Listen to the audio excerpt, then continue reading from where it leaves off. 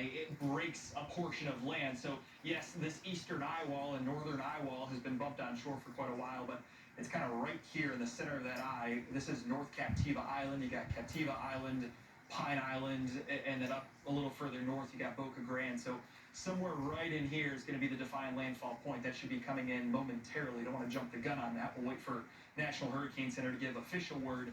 Venice, Englewood, Northport just getting slammed right now. I mean, you have winds kind of pivoting around this in this eye wall, which is right in here.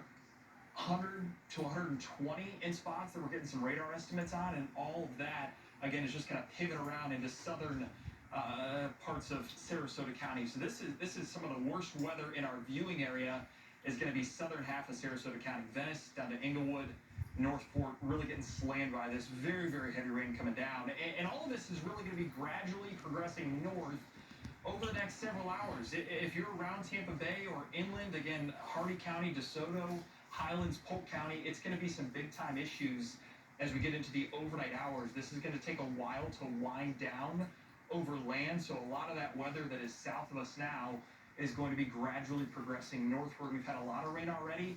Winds already gusting to tropical storm force in a lot of spots around Tampa Bay. Saw some gusts in St. Pete, 60 miles per hour. Had a gust at Sarasota Bradenton International, about 70 miles an hour, and those winds going to get worse. This may still be a hurricane over Polk County late tonight. You know, if you went through Irma and that kind of came up through Hardy County and into Polk County, that was a big, big deal. It was loud, a lot of structural damage. Power was out for a couple of weeks because it simply just toppled a bunch of power poles. The winds were so strong. Unfortunately, that's kind of the scenario we're looking at as this moves northeast up into Polk County and over towards Orlando through the night tonight. So it's going to be a long stretch as this continues to slow down, and again, a gradual winding down of the system over land.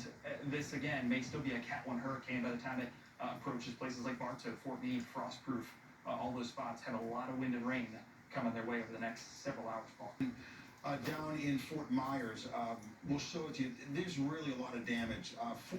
Fort Myers Beach, the water is in between homes, and I'm sorry, I just was reading some of this online and looking at my feed and my inbox, but we'll get that kind of reprocessed and get it on TV. But this area down here, Tyler, just pivot the radar up a little bit so I can kind of zoom in.